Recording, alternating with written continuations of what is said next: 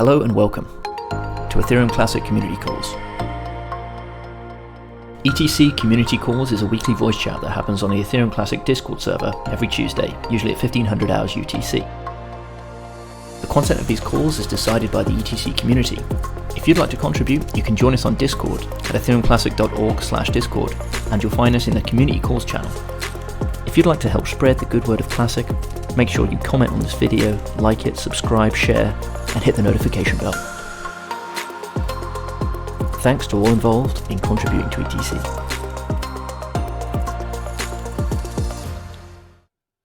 Hello and welcome to Ethereum Classic Community Call number 13 on the 15th of February 2022. We have a presentation from Henry of Epic, who will be taking us through his proposal on SHA3, including an approach to transitioning that uses a dual algorithm approach. So we'll be going into a presentation that he's prepared, and you can find a link to that presentation in the community call show notes. But before we start on that, we just wanted to announce that the latest hard fork on Ethereum Classic, Mystique, has been completed successfully. So congratulations to everyone involved there and to the Ethereum Classic network as a whole. It's been a smooth transition, and that's all we can ask for. So once again, thanks to everyone involved. Good job. Next announcement is that the Ethereum Classic website is very, very close to being launched now. There's been work in the last month on a whole new section, which is called Why Classic. And there's a whole bunch of content that's been added to the new version of the website that will hopefully guide new people into the concepts of why Ethereum Classic is a thing, why it's useful, and why it's going to be the future blockchain. And generally the idea is that as other blockchains, one by one, succumb to censorship and centralization, then there'll only be a handful of blockchains that are able to be sovereign grade, and they will remain for eternity, hopefully. And Ethereum Classic, just like Bitcoin, is one of them. So this is a kind of new thesis for Ethereum Classic, and hopefully, compared to the old site, which was a little bit sort of not directed towards a particular idea, this new version will have a very clear introduction and rationale for why people should be interested in Ethereum Classic. If anyone is interested in viewing a preview of the website and or would like to contribute or make suggestions and changes before we go live, which is probably going to be maybe next week in time for the special 22 to 22 call, then please feel free. I will drop a link in the chat, and you're all welcome to have a look at that and let me know what you think. And if there's any other comments on that, let me know.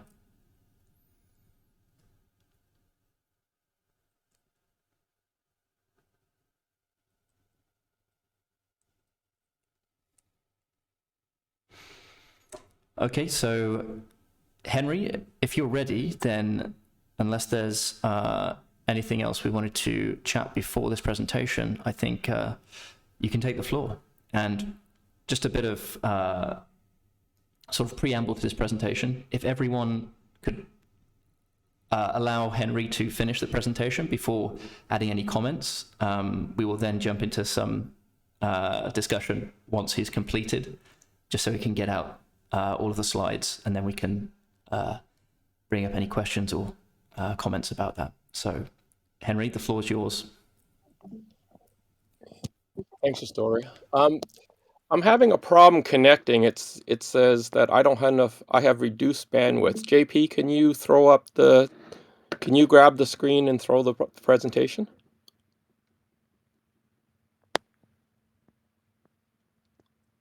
If that doesn't work, I can also follow along on the PDF and flip through that.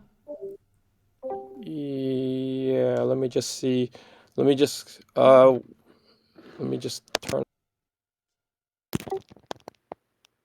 Okay, I can see the presentation now. Great, perfect. Okay, and then someone's going to remind me to consistently hold down push to talk. I'll be like Afri and have sore thumbs after.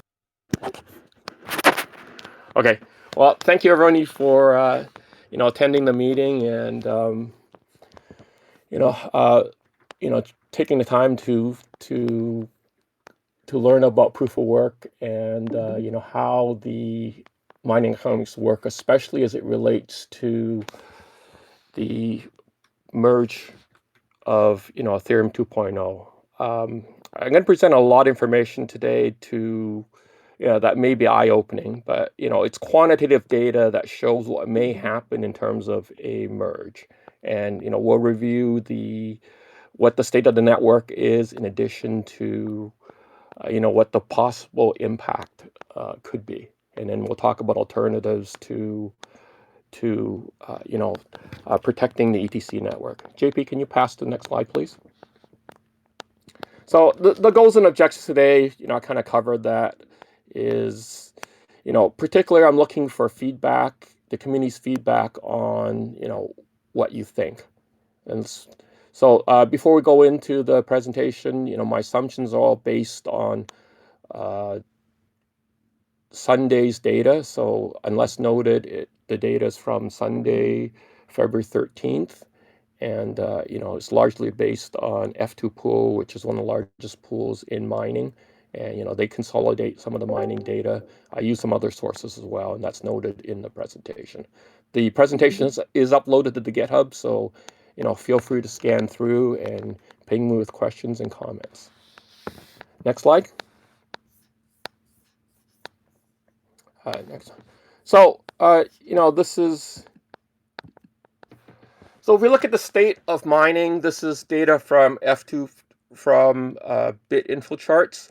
You can see on the bottom that the Ethereum hash rate has climbed consistently to 1,000 terahashes, and you can see that it's been a massive hash rate increase from July onward. We started the year at about 400 terahashes, and we're now at 1,000. That's massive growth, and that definitely indicates a lot of Asics on the network. Especially today, when you look at today's situation where the supply chain is very constrained.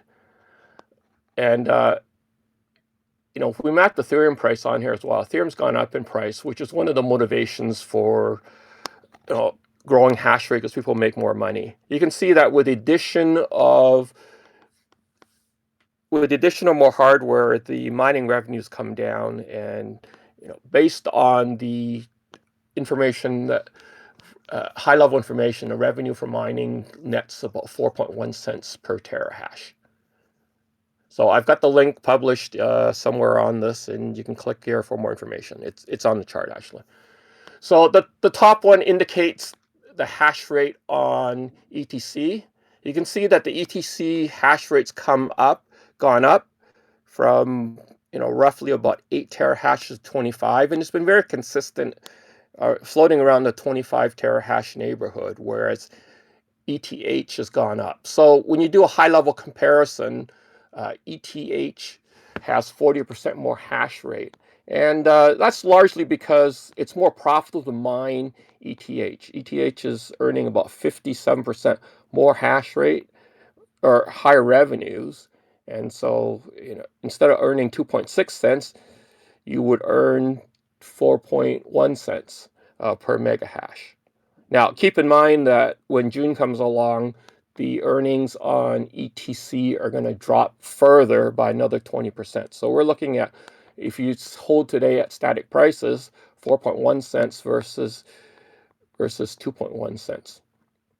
And I'll keep in mind that these are revenues, not profits. So you still got to deduct the cost of profit in here. It's really hard for the global people to track profits from the standpoint that people's hardware vary, and so your profit would vary and your power rates vary as well. Next slide.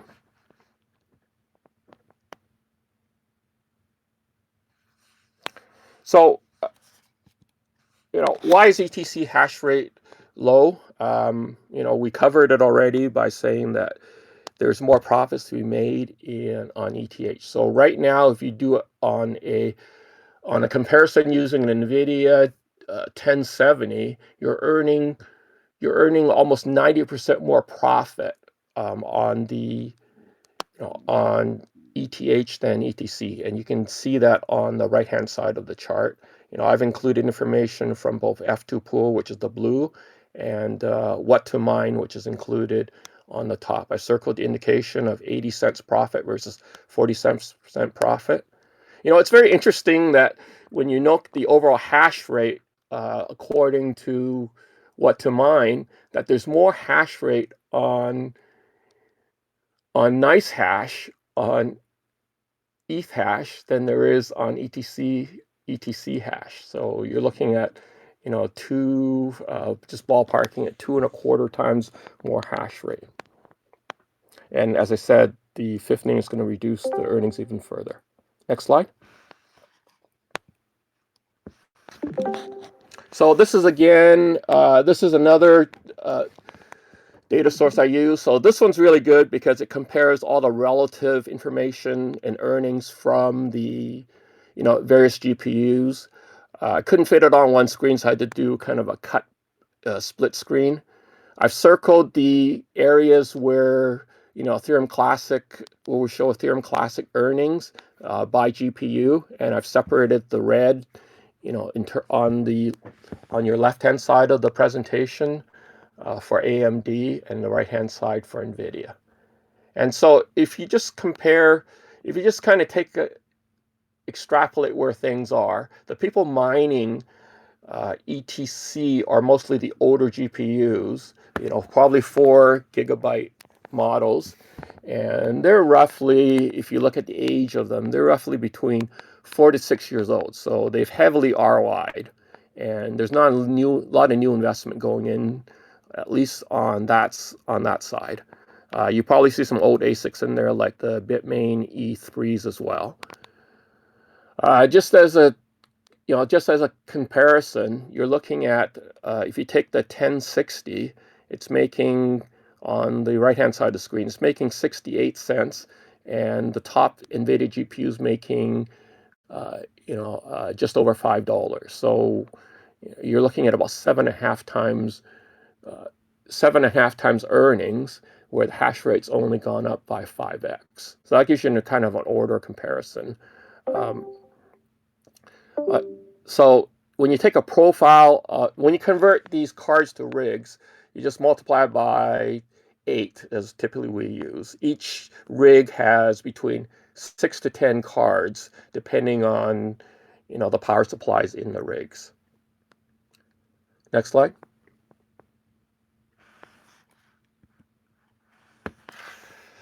So I've pulled out some Asics for comparison to give you an idea. There are some new Asics coming out from Jazzminer, and there's the Intel Silicon A11. Those are hugely profitable.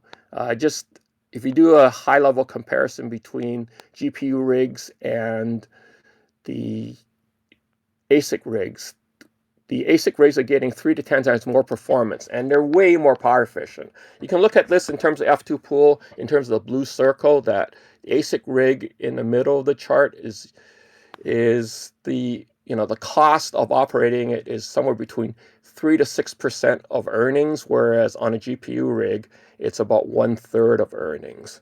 And then you can also note that the hash rate and earnings on GPU rig is much lower than the earnings and on a ASIC rig, which is the chart in the middle. There's some other benefits to ASICs as well. ASICs are inherently more reliable. They're easy to operate. You don't have to reboot them all the time. One of the big complaints about GPU rigs is they're always going down. So the cost of hosting, having someone look after your GPU rigs typically incurs more cost as well. And then ASIC rigs are more compact. So on a given shelf space, you can get more rigs in place. Next slide.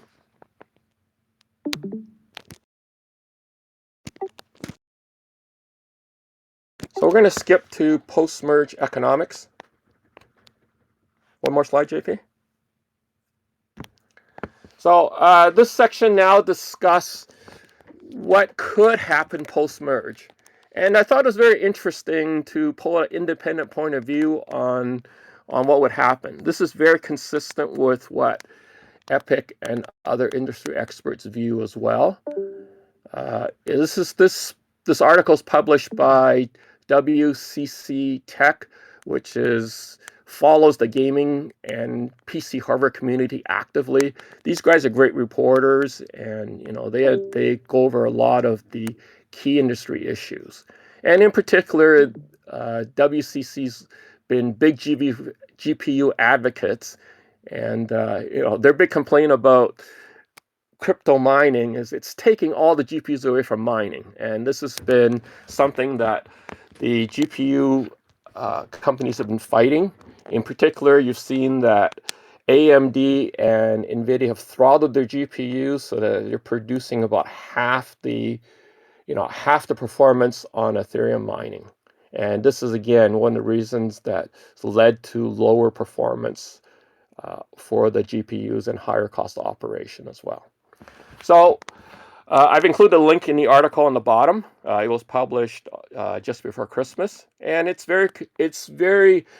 covers a lot of issues we cover. They haven't gone into the same economic analysis I have, so I've gone into it in more detail. But they clearly say that it's unclear if post-merge any of the chains, meaning other GPU blockchains, can assimilate the massive inflow of additional hash rate. And they particularly point out that the profit and difficulty will change dramatically in the course of all this hash rate coming on. So they said, as other people jump to other coins, the total hash rate will increase and the difficulty will increase exponentially, but the price stays the same, further decreasing the profitability of altcoins.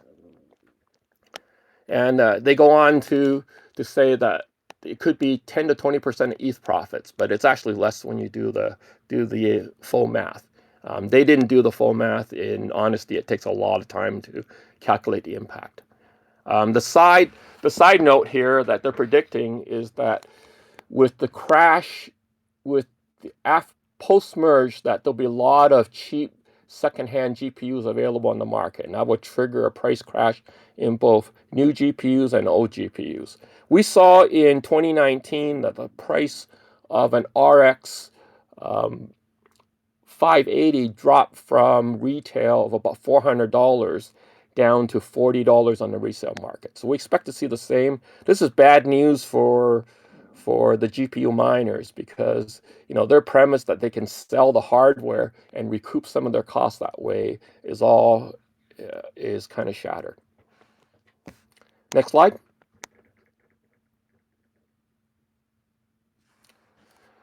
So just as WCC predicts, there will be a huge overpopulation of hardware that are refugees from ETH mining looking for new homes.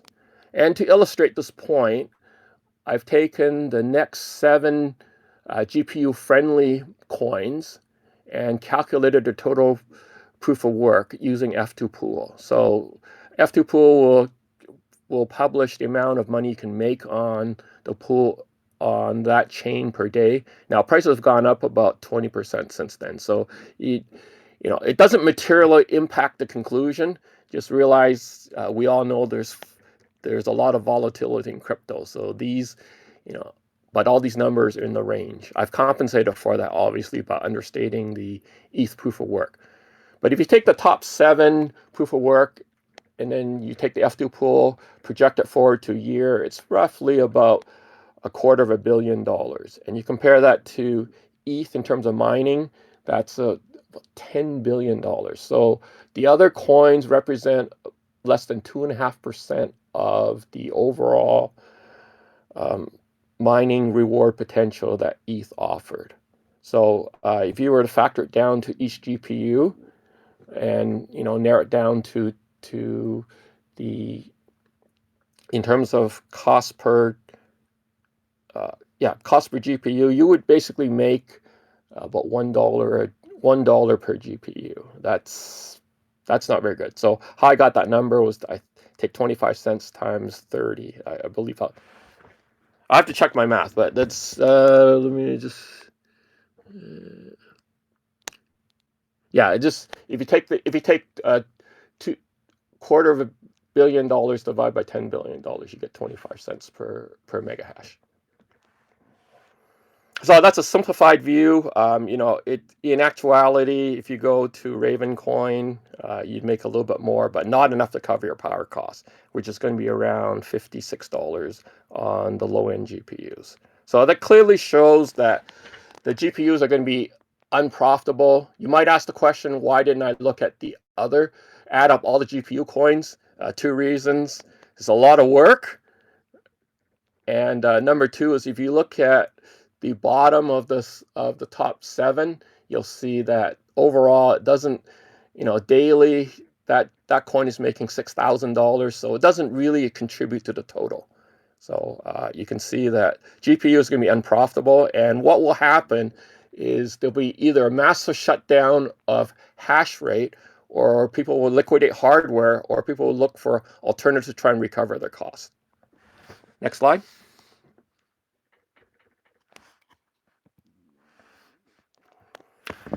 So, here's a profile of the various types of hardware on ETH. I've tried to project it forward as to what this means in terms of absolute population. These are approximations that estimate what would be the install base of each one of the different profiles. So if you take the top line, we can estimate there's 33 million types of the RX 570 GPUs. I get that number just by taking the hash rate divided by the total hash rate of ETH divided by the average hash rate of each one of these platforms. And that's how I get the number on the right-hand column.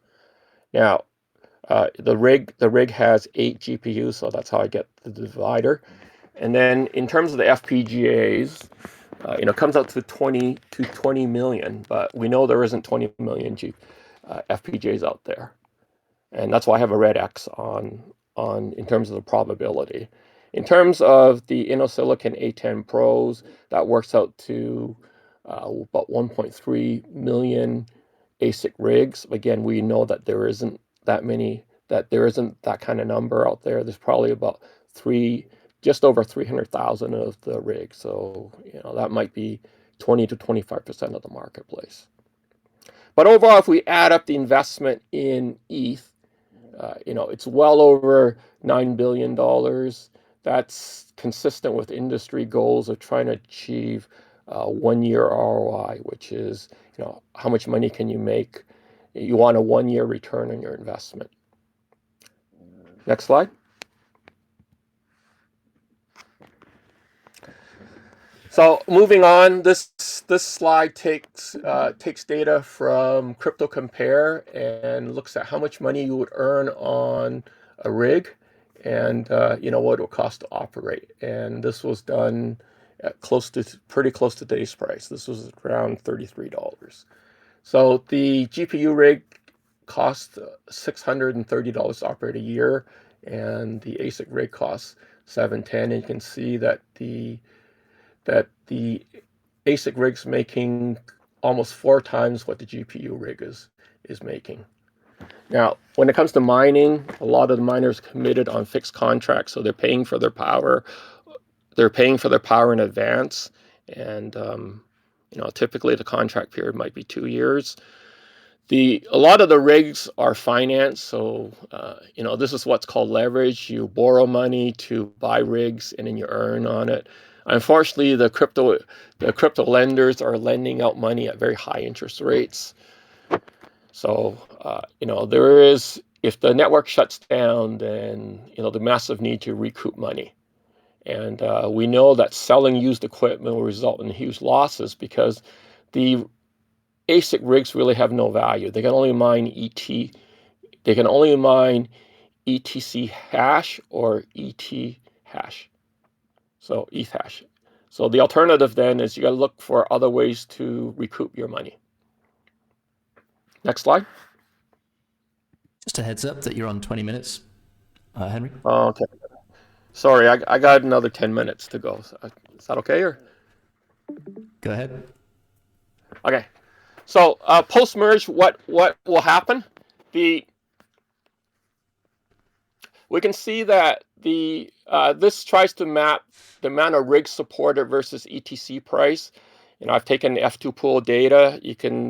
And then extrapolate across what would happen if each rig made $0. So I've taken the cost of operations, taken the total rewards, divide by the cost of operations. Complicated formula, but you can see the summaries on the bottom.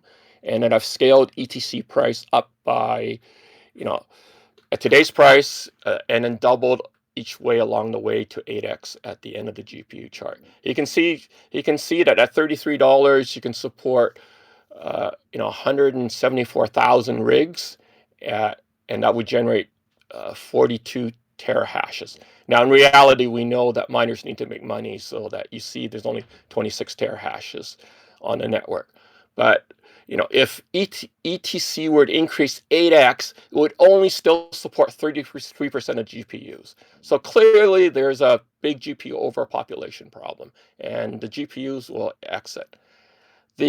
If you move to the ASIC network, it's better for the ASIC. So if ETC price doubled, we can see that it would basically absorb 23% of the ETH hash rate. And that would be 300,000 miners, as you can see in the black chart. And the hash rate would grow to 230 terahashes. So it's a big number, but in actuality, we know that the ASICs aren't going to be profitable. They aren't going to want to make $0. So your actual hash rate and actual population moving over will be somewhat smaller. And it's conceivable that FPGAs and GPUs will coexist, but the profits will be minimal for everyone involved. So you can pick your number and say that maybe 80% of the community will have to leave mining, and it's more like 90% if you just factor everything in. That's kind of my opinion based on these numbers. Next slide. So moving over to hybrid proof of work, we see a couple examples. We use GrinCoin as an example. So Grin's strategy was to have a 2-year transition, was to start with GPUs and use GPUs to secure the network. As you can see in the blue chart, start 90% and then degrade about 1% every week until it phased out. And that would allow time for vendors to build ASICs. And in actuality, what ended up happening was, because the algorithm was so hard to do in terms of an ASIC, GPUs mine both sides. And it was actually more profitable, ironically, for GPUs to mine on the ASIC-friendly algorithm than on the ASIC-resisting algorithm. There was a difficulty adjustment that made it impossible to exploit the swings with the dampening and the difficulty increases. And I should note that Grin did not get attacked when they were on the hybrid PoW, but they got attacked when they switched to single PoW. Next slide. So switching over to hybrid proof of work, Earl, do you want to go over the slide, or should I?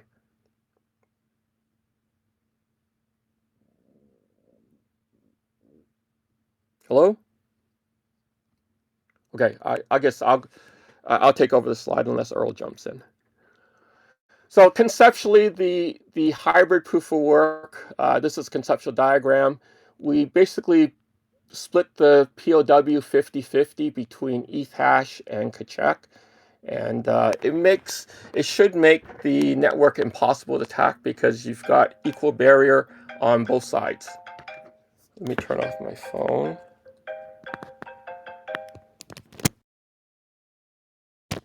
You've got a defense against both on each side, where they keep each other in balance.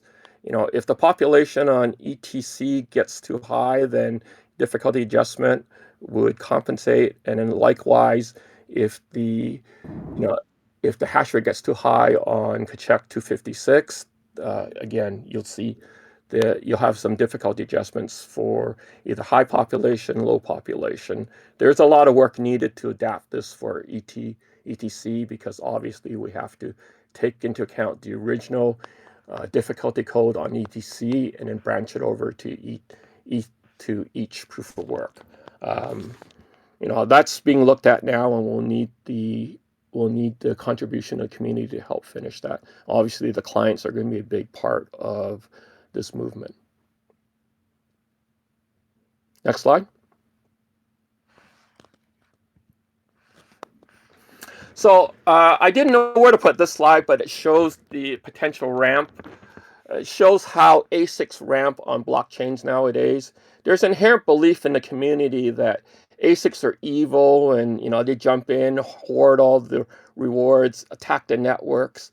But if you look at Kadena, which is the number 9 ranked blockchain in terms of rewards, it's a very profitable coin to mine, but it also ramped very nicely. The red line on the chart shows the growth in hash rate, and so the network started at about 2 petahashes, and it ramped to 84 petahashes. And you can see that the price is indicated in gray, and that hash rate followed price of the coin. Now, obviously, you can't turn off hash rate once you've made the investment in the hardware, but in this case, it was very profitable mine, so the hash rate kept growing. And there's a lag factor between placing your order for rigs and receiving your rigs. That lag factor might be anywhere from 1 month to 4 months, depending on how supply constrained the supply chain is. And it's interesting that even in this instance, the FPGAs coexisted. If you look at the bottom chart, that shows the 6 miners that are available and the 2 vendors, and you can see the dates that one launched with the network, and then we saw 5 other ones come in. You can see that the history of performance is that hash rate on the rigs improved 5x as well over the course of time. And what you see as well is that these new miners are committed to the community and the network. And we would project that the same thing would happen in Kachek, that you'd see a couple of vendors jump in, produce rigs, within course of 0 to 12 months, and there'd be an orderly ramp up, probably more hash rate because the ETC is the bigger coin. Next slide. So impact on the ETC network. We think it's critical to get ahead of the post-merge in the merge of ETH 2.0 with some security mechanism. We know that there's overpopulation of hardware. My data is, I present a lot of data. You can also look for your own, but it's not rocket science. This will happen. It's a question of the impact of what this overpopulation of hardware means on the merge. The nice thing by moving to Kachek is that ETC will be the dominant chain, on Kachek, and it's always good to be the biggest player on a chain and have a PoW for yourself, as opposed to being shared. You've seen attacks multiple times or disruptions from other people because of the not controlling the hash rate and the PoW. Now, FPGAs and newer GPUs may be profitable mining Kachek, but that depends on how much hash rate comes in, and I just based that on Grin and Kadena. Long term, the GPUs won't make money. We talked about establishing the ETC brand, as an alternative to ETH, and having your own proof of work, it might be another good way to help reposition the brand and really help ETC take over part of the ETH smart contract and token success. So, the net message here is to have a plan ready before the merge rather than reacting to the merge in case something negative happens. So next steps, next slide.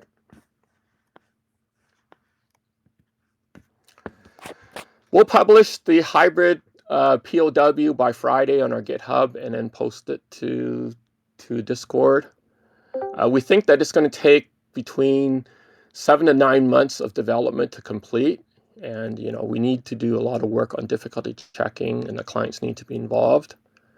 Our recommendation is that the primary plan should be 1049 because 1049 is easier to do. The code is done, and we consider a hybrid as backup. And I put to discuss here with the community on the pros and cons. One or the other is needed to secure ETC's future. And our recommendation is to move to a POW implementation ahead of the merge.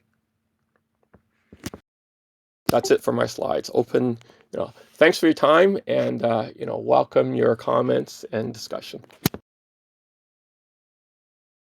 Thank you, Henry, for the presentation. That was very informative. Thank you. And yeah, the floor's open if anyone has any comments or questions for Henry.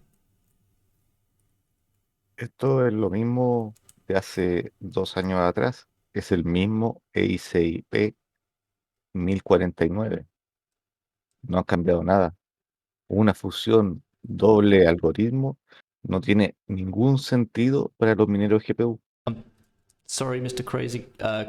Could I ask you to make questions in English, if possible? I will try. That's the same. Is ECP 1049. No es new. Dual algorithm no is its way. It's wrong. Es un error.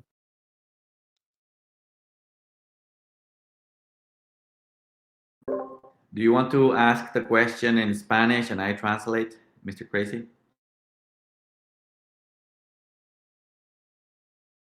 Okay, no, sorry. My English is very bad. Sorry. Say it in Spanish and I translate, please. Spanish, ¿dónde puedo escribir? No, dilo en español y yo lo traduzco ahora. Dale. Ah, perfecto, genial. En vivo. Ya, ok. Lo que estoy diciendo es que un algoritmo doble de minería para GPU y SHA-256 no es el camino. What he's saying is that a double algorithm with SHA3 and another for GPU is not the way. ¿Por qué no es el camino? No es el camino porque es lo mismo. Los mineros GPU van a quedar afuera cuando los ASIC de SHA-256 entren. Okay. The reason why he says it's not a viable path is because the same will happen. The SHA3 side is going to have Asics, and they're going to outcompete the GPU side of the algorithm. So the GPU miners will not have a chance anyway. Entonces no, es no lo tiene mismo. sentido. No, esto es lo mismo de 2 años atrás, el mismo EICP. Antes podíamos minar en paralelo con SHA-256, siempre pudimos, pero no es lo mismo, no han cambiado. Okay. Gracias, Donald. De nada. I understand the question. I showed on slide 13, the one with the post merge, that GPUs won't be able to compete anyways. So because there are equivalent of 30 million GPUs mining ETC, when you move those 30 million over to from ETH to ETC, none of them will make any money. And that's clearly evidenced on the chart on page 13 on the red side. Yes, They will get dominated by Henry. ASICs. So if you move over to the black side of the chart on page 13, you'll see that the ASICs will be able to survive and make money. So it basically comes down to survival of the fittest. Now, if the GPUs could make money, then this limits the SHA3 wall limits the ability for have the ETH not have the ETH Asics overrun the network. And so what we see that the dual approach will protect the interests of the community because it sets a wall in place between the two algorithms and draws a balance against the overall overpopulation of hardware.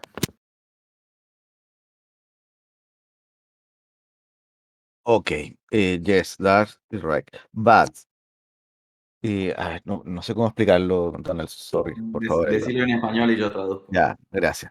Lo que va a pasar es lo que él dice, pero muchos mineros van a abandonar la minería, otros cambiarán a otras monedas. Perder a todos los mineros de GPU por los mineros de SHA-256 solo va a generar centralización. Entonces tu opinión es que no hay que hacer SHA-3. Yo creo que no, yo creo que es un error. Ok, En este momento tienes una cantidad de mineros que están apoyando el proyecto que no es ok. menor, que son muchas GPU. Voy a traducir eso. What he's saying is really first that it doesn't make sense to have the double the hybrid system because the SHA-3 side would win anyway eventually. But what he's really saying is that he thinks that there shouldn't be any SHA-3 or SHA-256, that ETC should stay with GPUs because he believes that GPU mining is less centralized. So that's the first opinion, and the second opinion is that we shouldn't go to hybrid. Well, centralization is a matter of opinion. You take my black chart and you compute the numbers and you look at the availability of the ETH Asics. It's highly centralized. In any case, the only people that can really afford Asics nowadays are new investments coming in. If we don't move, if we don't do something, we are subject to the hordes of GPUs. So huge overpopulation, no one will make any money. Security, stability is at risk. I think the community has to make a move. The hybrid wall builds in a natural protection, building a balance. I've showed you that the SHA3, that Asics can ramp again, in a controlled fashion when you flip the Kadena side. And, that builds loyalty because it's new hardware coming in that people have vested interest, whereas the ETH hash side and the ETC hash side is all about trying to recoup investment. And so that's no longer a loyalty. You've seen the people jump back and forth between networks, and that shows less loyalty and less stability. We can take this offline. I'm happy to answer questions in Discord. It might be easier to communicate that way rather than the gaps in translation. But I think this is in the best interest of the community to have a proof of work algorithm that can be supported rather than the interest of a few people. Thank you, Henry. Epic. So now I have a question of my own. So the first question, whether we have to migrate away from the current ETC hash or not, why not? Let's not talk about that, but let's talk about what is the hybrid. I just want to understand if your idea, guys, is more or less like Green, like to have both, to have GPU first, all this slack that is going to be left over after ETH migrates, then comes to ETC, and then slowly everybody migrates to SHA-3. Is it like a gradual thing that you're looking for, or just to stick with a hybrid system and betting that you're going to have some GPUs and some ASICs?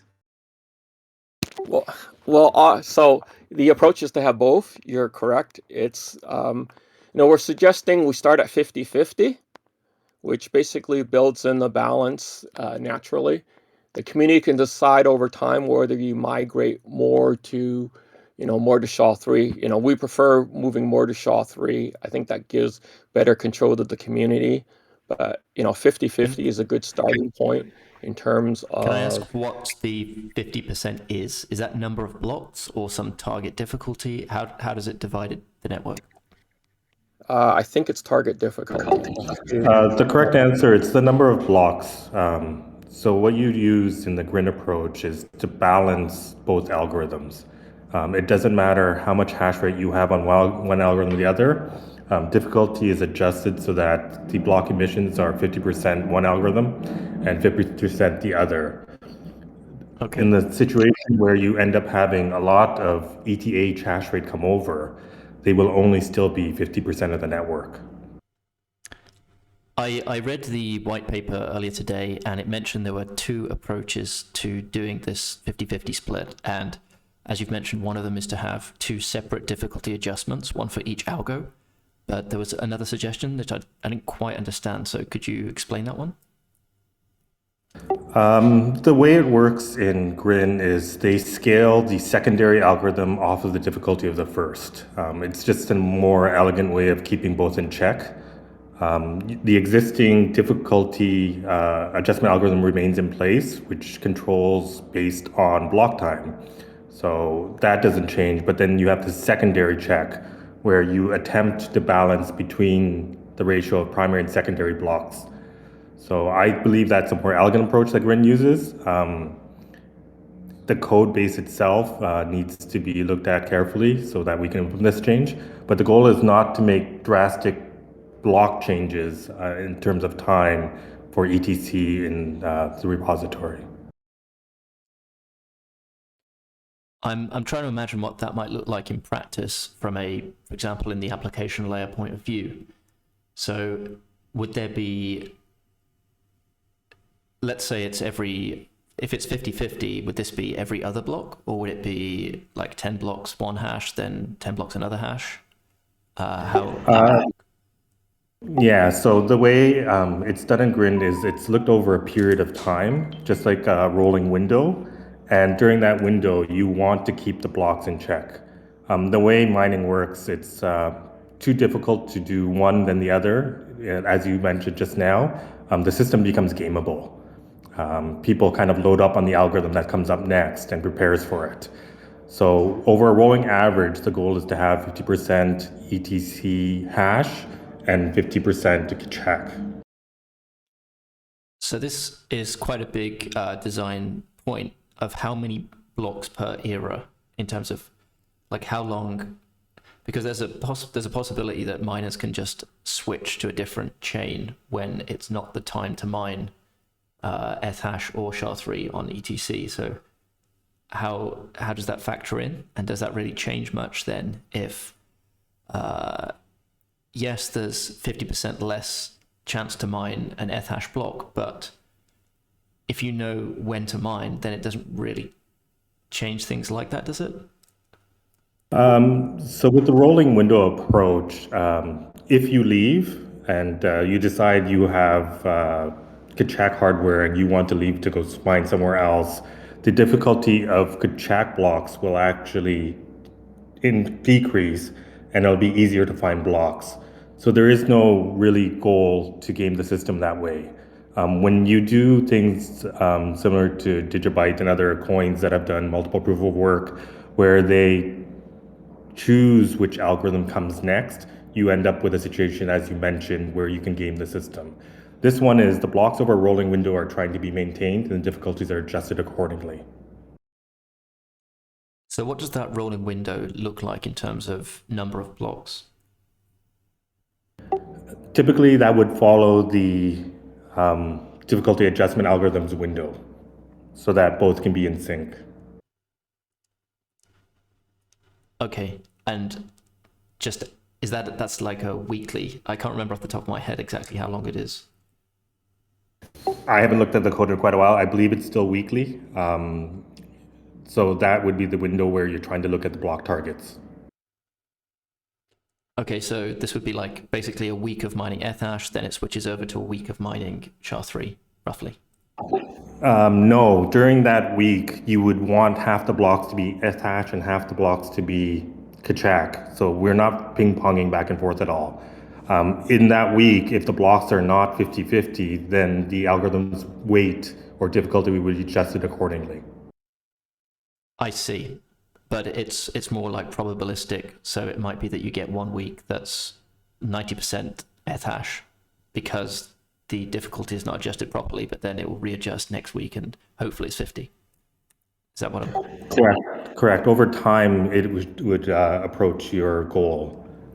This allows for the case of influx of hash rate coming in and out.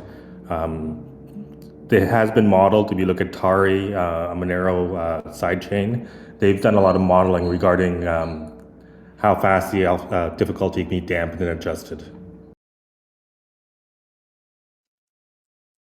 And then if say you're writing a contract that understands the concept of difficulty, how would it be queried? And would there be like 2 different difficulties that you're looking at for each hashing algorithm? So there will always be a primary proof of work, which is ETC hash, and that difficulty is what everyone would access by default, but there would be a secondary scaling factor for the second algorithm proof of work.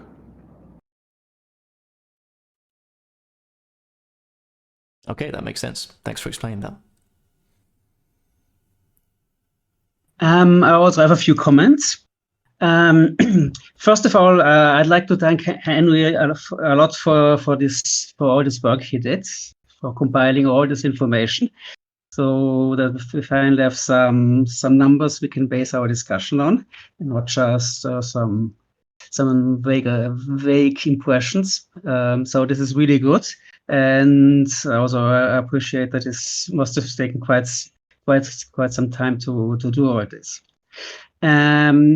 The numbers that he presents are pretty much consistent with what I have. I've done some similar calculations, not of everything, but of some aspects of it. So that's good so far.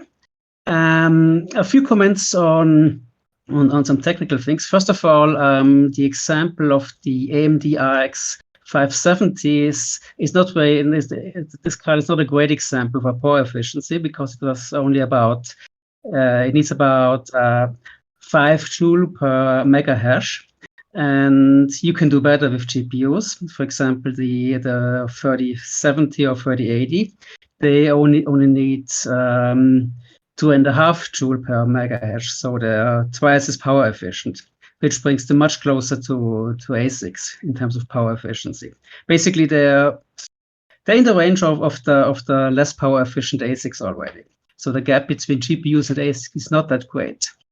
Also, in general, the main problem is not really competition between ASICs and GPUs, if we talk about the general influx of hash rate. But even if we completely ignore the ASICs, the GPU to GPU competition will already be quite bad, and the survival of the fittest will happen there anyway. So this doesn't really change that. And on slide 13, there's then an estimate that Ethereum Classic mining profitability would be sufficient for about 1/3 of the Ethereum hash rate. That's a bit misleading because first of all, we can expect that roughly half of the hash rate will go elsewhere because GPUs can also mine other coins. And for instance, Raven is, in terms of profitability, is roughly comparable to Ethereum Classic and a few other algorithmic coins that GPU miners could go to. So we can expect that about half of the remaining hash rate will go to other coins, not to Ethereum Classic. Furthermore, I mean, it's obvious that the situation will not be great for inefficient GPUs. So we can absolutely expect that a significant number of GPU miners will stop mining because it will just not be profitable, at least not for a long time. And there are better ways for them to use their equipment. for example, to sell it. So you can expect that maybe a third or maybe half of the available hash rate will go away. And then the rest will be split roughly evenly, I guess, between Ethereum Classic and Raven and other coins. So then we will only have we will only need to absorb something like 25% of the Ethereum hash rate, which is below that threshold of what of the maximum that Ethereum Classic could handle. So it doesn't look all that bad if you consider where the hash rate will really go. Talking about what GPU miners can do today is, I mean, if they already see that their equipment will not be profitable, then they should start selling, and not wait until the prices have collapsed, because everybody is selling. So obviously, if you have a big GPU, then you should do the math and see if, well, you could mine till the very last day. You can also bet on the Ethereum merge to get postponed again and again. Basically, some people may think that it will never happen. I think this is a bit unrealistic, but everybody is entitled to their own predictions. But if people expect that they will get in trouble when the merge happens and this flood of GPUs get thrown into the market, then they should obviously try to sell before that. So at the moment, the market is still good for used GPUs. So it's so we're only talking about a scenario when people first of all have made the mistake of having a lot of GPUs that they might not have it might not have been a good idea to invest into them so late, and then they compound this by making the second mistake of not selling them while the selling is still good. So yeah, sure, if this can happen, but it may not be the scenario that we should worry about too much. Okay. Yes? Well, Warner, thanks for your comments. I'm Wait, glad. I have a few more things. Sorry. Okay, can I answer those ones first? Because you've got too many questions. I'm going to forget the answers. Okay. Okay. All right. So I'm glad you agree with most of the analysis. I want to clarify a couple things. I agree that there are more efficient GPUs coming. You'll see that, or more efficient GPUs on the network, just like there's more efficient ASICs on the network. I tend to use kind of the common products. So, I use the A10 Pro ASIC instead of the high-end Jazz miners, and I use the AMD low-end common ones as opposed to the latest and greatest. Irrespective of that, it doesn't matter when you look at, JP, can you throw up my chart on slide 13? It doesn't matter because I'm just computing purely on power. So I've taken, irrespective of whether it's a 3090 or a 570, I assume that the GPU rig will use 1200 watts. And so based on $600 operating a rig, and based on 300,000 a day proof of work after the fifthing, I convert to the equivalent hash rate.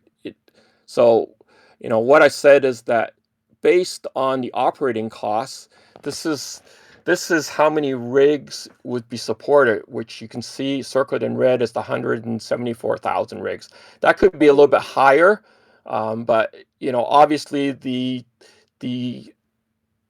3090 consumes more power as well. So you get a number of 4% penetration based on $33. So plus or minus. Please don't make the mistake that I said that the ETC network would support 33% of the hash rate. It won't.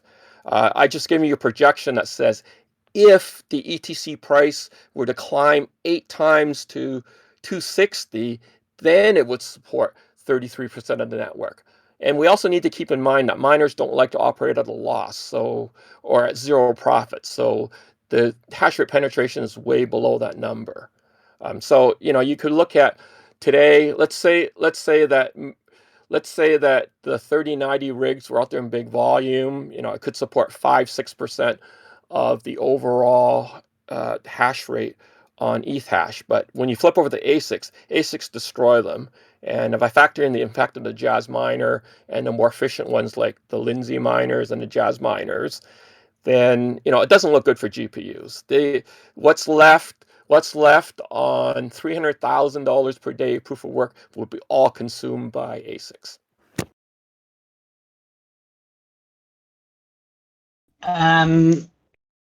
Yeah, but still, you still have the problem. Even if you eliminate the ASICs, the GPU competition will be crushing. So yes, agreed on that. A lot of that's what the 4%. That's what the 4% number says. Yeah. So anyway, this whole discussion is, I think it's quite relevant beyond the discussion of the KCAC SHA3 proposal, and I wonder whether this shouldn't be kind of separated from this, because this is something that Ethereum Classic will face anyway, no matter what is decided on the issue of an algorithm change, namely Correct. what happens when the merge happens. Yes. And what that's why I showed you the impact before. We didn't really. Yes, I spent most of the presentation talking about the impact on the network. JP, can you flip to slide 10? Yes. So I can answer the first question that Warner had. So slide 10 showed the total available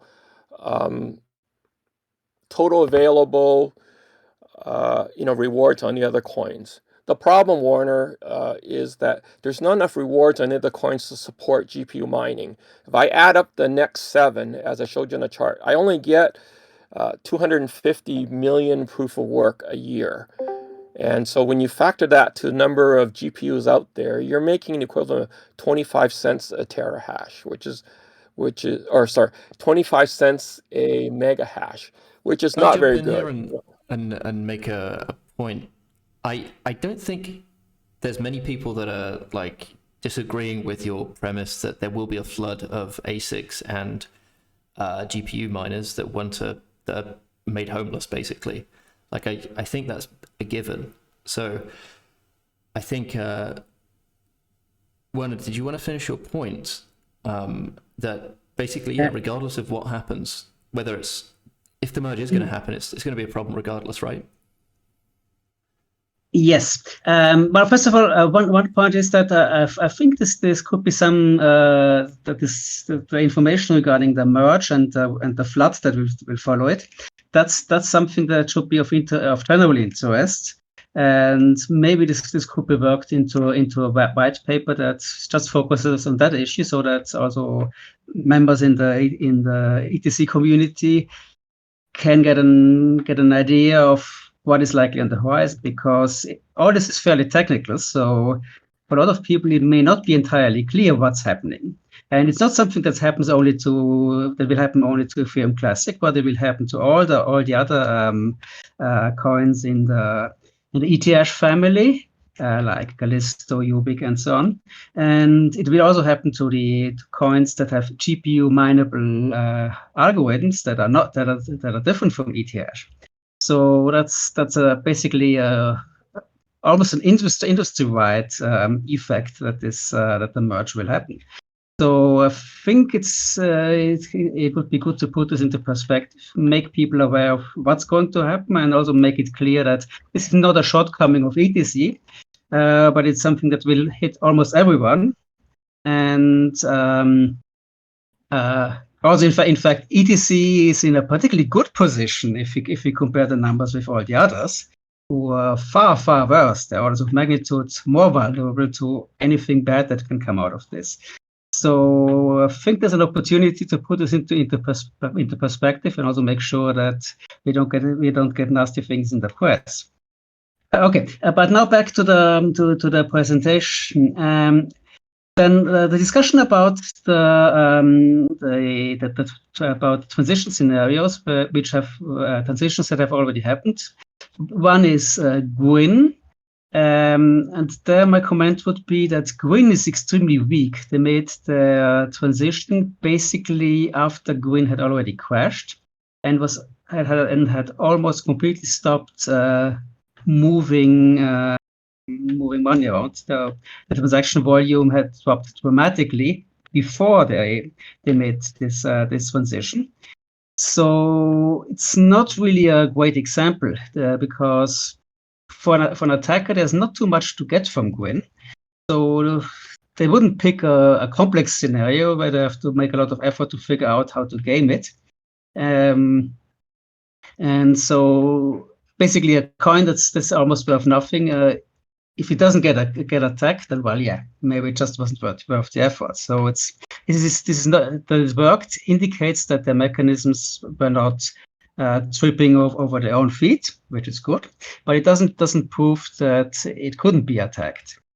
And the Cardano example, I think this shows a ramp up from a new ecosystem. So the coin and the mining infrastructure they ramped up together.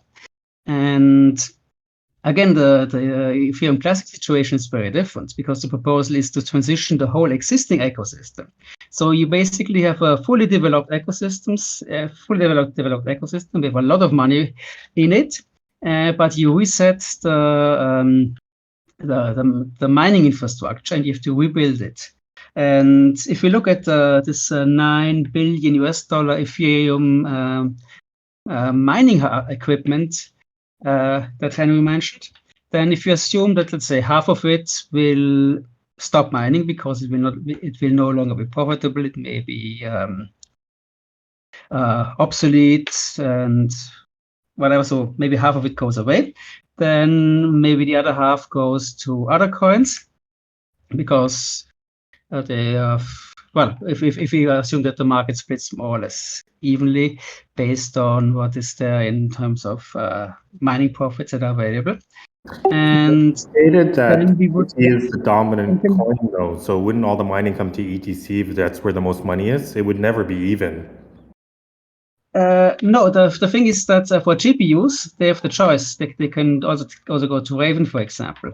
And it seems that Raven and Ethereum Classic are roughly equal. So, and even if there's is additional pressure from Asics, can only mine ETC then, plus a few very minor coins, then there might even be more GPUs moving over to Raven, just to balance that. So we could expect from those 9 billions that are currently in Ethereum Classic to maybe 2 billions would then end up becoming part of the Ethereum Classic mining infrastructure. And we have to contrast this with starting a new mining ecosystem. I mean, these 2 billions, they are a fairly solid basis for anchoring the value of the coin. In order to beat the available hash rate on Ethereum Classic, you have to match this investment. Now, if you start from zero, then you need to invest a considerable amount of money to match this, and especially as soon as purpose-built Asics for KKK enter the market, and they will wipe out GPUs. So you basically GPUs can mine KKK perfectly fine.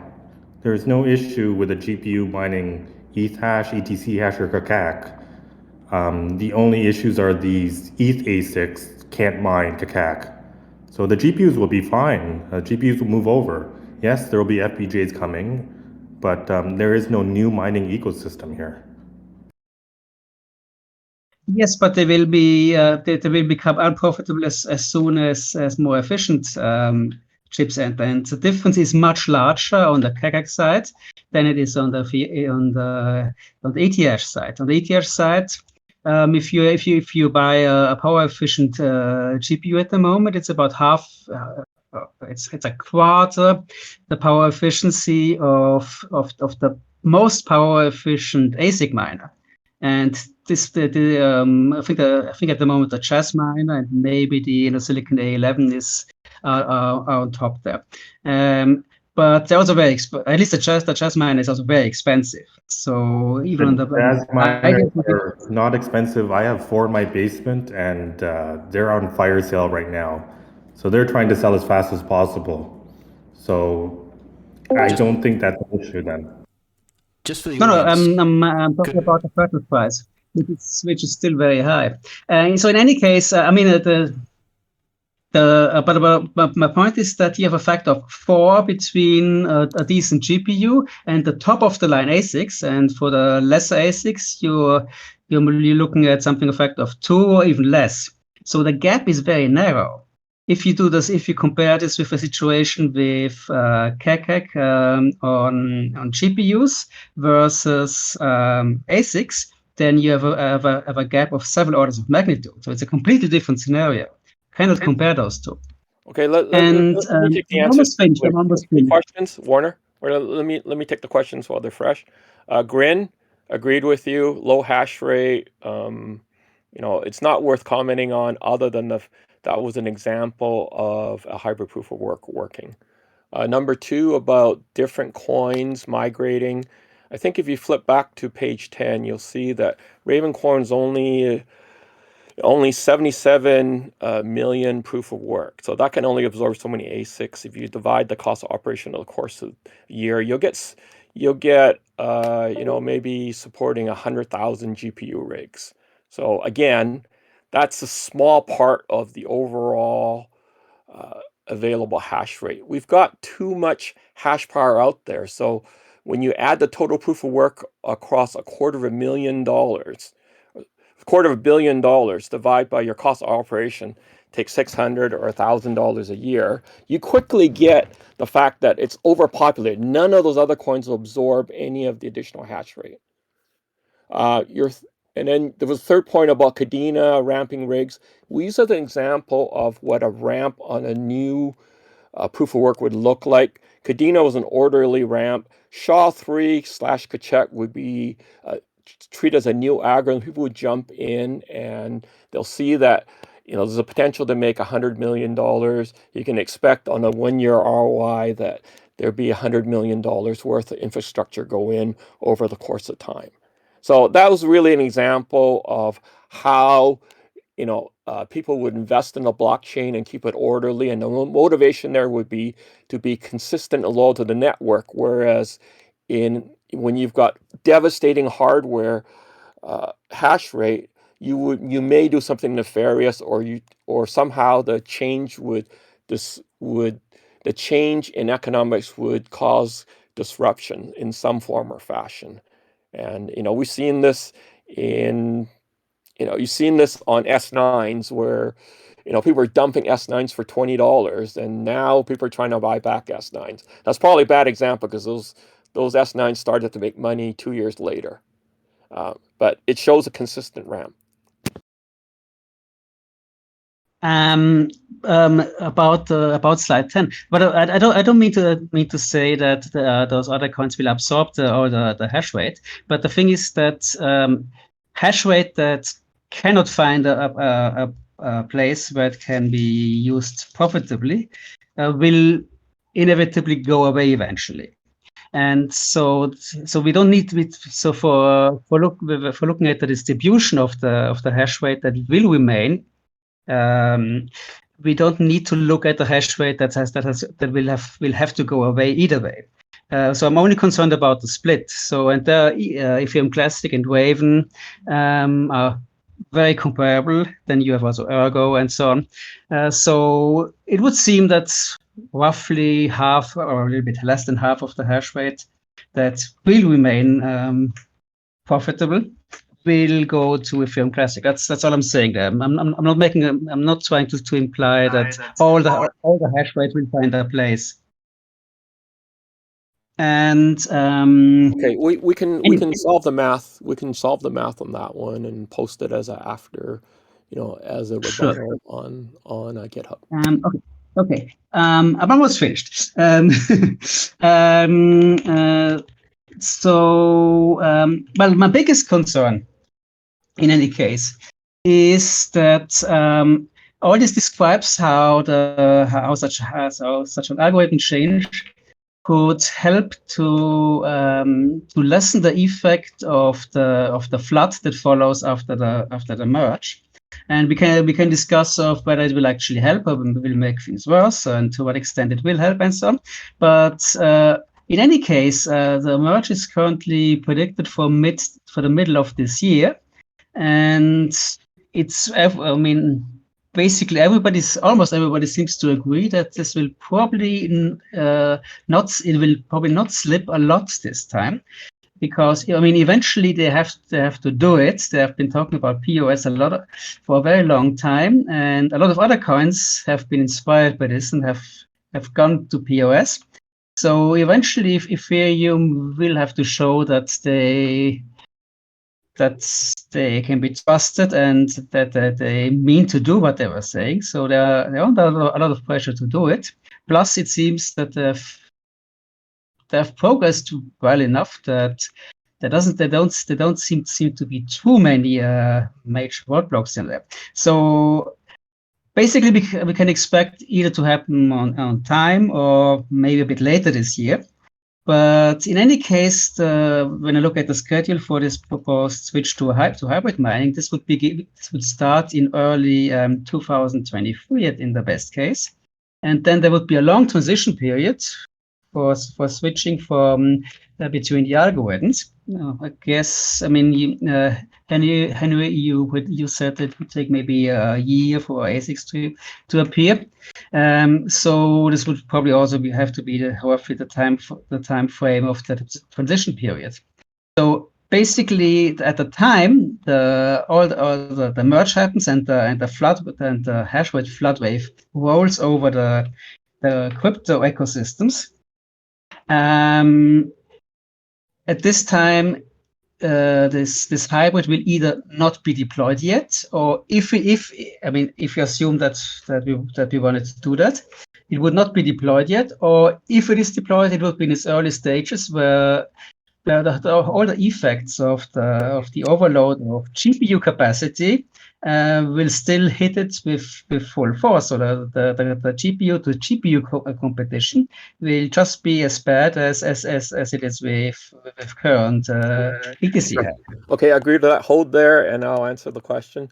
So, in terms of hybrid versus pure Kachek, I think that's why we recommend that 1049 is a better solution, because it's almost ready to go. The hybrid is a backup solution. If you look at my slides, I didn't take the time to go into it, but thank you for pointing out why why 1049 is a better proposal. The hybrid is a compromise approach which gives both groups equity and is another way to secure the chain. In terms of ramping Kachek hardware, you'll see that GPUs and FPGAs are clearly capable of mining Kachek as well. And that's why the Grin example is so good, because it shows that GPUs jumped over to the other algorithm, jumped over to the ASIC friendly algorithms to support it. In this case, we know there's a lot of Xilinx C50 chips out there, boards out there, which is the VU37P product I referred to. We know there's over 200,000 units out there mining ETH hash, and that could come over at 15 to 17 gigahashes per FPGA and secure the network that way. If there's a flood of GPUs that can mine SHA3, then why is the SHA3 side immune to the flood problem? Because it balances, right? So you got a balance, because the SHA3 would consume way more GPUs than ETH hash. Why? And then you've got the FPGAs coming in and negating a lot of that GPU advantage, because when you compare a 1070, I think that's 700 mega hashes on SHA3, and the C50 which is the FPGA I just talked about, is 15 to 17 gigahashes. So you're consuming, probably about 25 GPUs that way. So it's a good balanced offset. It's just more compute power. It's also, so it's going to be half the block reward, right, of what we have now on SHA3. Right. Assuming the Asics side, if the Ethash side is saturated by Asics, which seems like what you're suggesting is going to happen, then all of the other GPUs will be able to mine SHA3 and only SHA3, and there'll be half the block reward, right, because it's split. So isn't the problem worse like that? No, because it just, if you work the ratios out, then if you say that one GPU is equal to, 25 GPUs equals one FPGA, then the visitor number quickly absorbs a lot of GPUs. But does it absorb enough compared to the whole network of what's on Ethash at the moment? No, and hopefully with the. But then you have so the same it really depends. It depends on the transition strategy. So it's a way to help I think it absorbs enough that the GPUs won't. The GPUs can't operate profitably. You can only people mine as a business, so inevitably, if the hash rate is high enough, then you won't try and disrupt the network, and you can only lose money over a certain point of time. They would probably hang on a bit, hoping the price would increase. They'd sell off part of their equipment, and the hybrid would negate some of the hash rate that is attributable to Asics. So it's a compromise, but it's probably the best compromise in terms of keeping both sides happy. Well, the scenario for I have GPU. a question, if I can. Go ahead, Brolo. We all know that mining it's an open business, and protocols are offering incentives for that. My question is, how can ETC remain open to mining if we transit to a hybrid proof of work where a big chunk of mining business, right? We are talking about millions of ASICs. We limit them, right? We limit them to only be able to mine 50%. I know that 50-50 sounds very, I don't know, equal, friendly, true, but in reality, I don't really see here where 50% is fair. I don't see the fairness in 50-50. So if you guys have an opinion on that, I'm I ears. So I think there's a clarification needed. As I understand it, 50-50 would not be a permanent split, but rather it would be a sliding split. So you would start at 50-50 and then you would transition towards the KEGAC side, right? So there would be someone who decides how this splits would evolve over time, which would be one of those parameters that would go into the model. Did I understand this correctly? We didn't specify. We would prefer that, but we didn't specify how the parameter changes are. We just start at 50-50. We'll let the community decide, what the right strategy is. Our preference would be to slide over to checked. But to answer Brother Lai's question, is this fair? This is a business. A lot of that $9 billion, the money's been recouped already on it.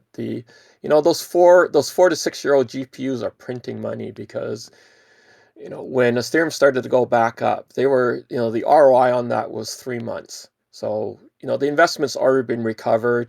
I don't know any other business in technology where the hardware lasts 4 to 6 years. And most of the hardware's been recovering their money in 6 months. So it is a calculated risk. It's a business, so as a result, the incentive will be what's out there. We've seen in Kadena as an example that roughly the 2/3 the size of ETC, that the miners are all very happy. They've made new investments in new hardware, and they've made money, and they're loyal, and they're ramping up their hash rate.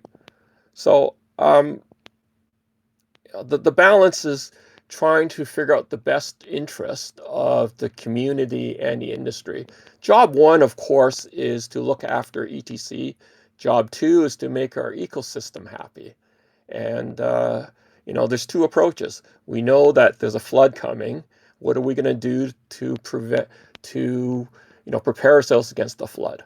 That's kind of why we recommended that the 1049 was a better approach, because we can implement it now, whereas the other approaches were a lot harder. So, if you're going to implement a new approach, a hybrid, it's going to take a little bit longer.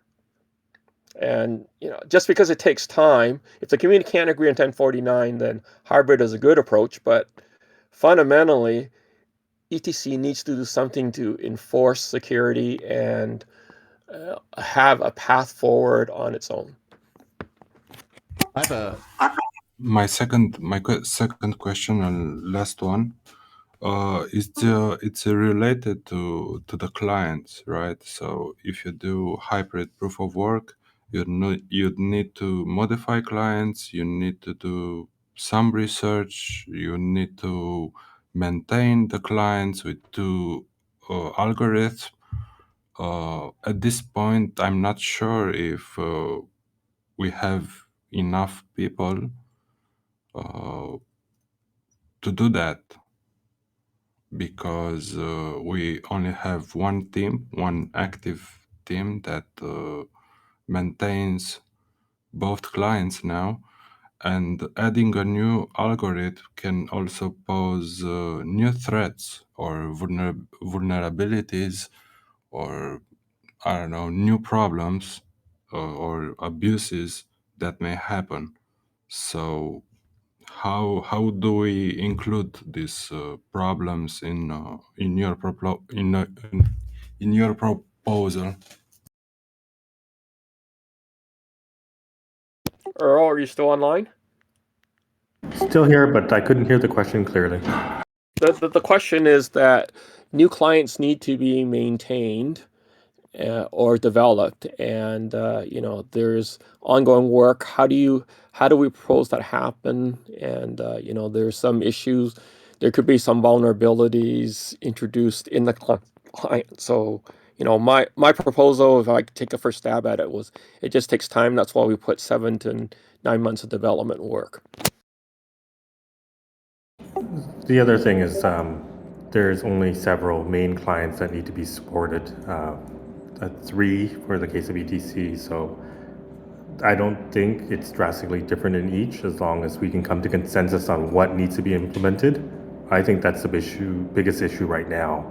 There's 2 proposals on the table. One is to do a hard fork to KAKAK altogether, or this hybrid approach, which kind of gives way for GPUs to survive this large flood that's incoming, because we know that the Asics are already here in terms of these Asics. So there is work to be done. There are changes that have already been made for the KAKAK into the code base. One of the reasons ESIP 1049 was essentially proposed is KAKAK is an integral part of the code base itself. So I'm not saying there isn't a lot of work. I'm just saying that it can be done in the time frame. Okay, thank you. I have a theoretical question for you, Henry, and that is, let's assume that we did start, and I'm not saying this is going to happen, but theoretically, if one of the 2 SHA3 proposals was accepted and work had started, and then let's say it was scheduled to be implemented this time next year, but before then the merge happened and nothing went wrong, and instead Ethereum Classic just got a bunch more hash rate but didn't get 51% attacked. Would you still be in favor of switching to SHA3 in that case? Yes, because you get control. Basically, you got control of a algorithm, and it is more What do you mean secure by over that? time because, well, the people are loyal to your network. And, I don't believe, so this is personal, I don't believe that the transition will be that orderly. From the standpoint, people are This is a driven by theoretical profit. thing, though. Assuming that it did happen like that, what is the advantage then of SHA3 in terms of control, as you put it? I think it just boils down to the theory that you want control of your network, you want control of the algorithm, and What does that longer term, mean? it's going to be efficient. If you're going to be efficient mining, so let's say ETC goes to, Donald always says that this thing, ETC will increase multiple fold. In a very large network, you want power efficiency, and I think that this gives us a better way to move forward. Earl, do you have anything to add to that? No, I think you said it's right. It's a theoretical question, so I won't throw in my personal opinions in this forum.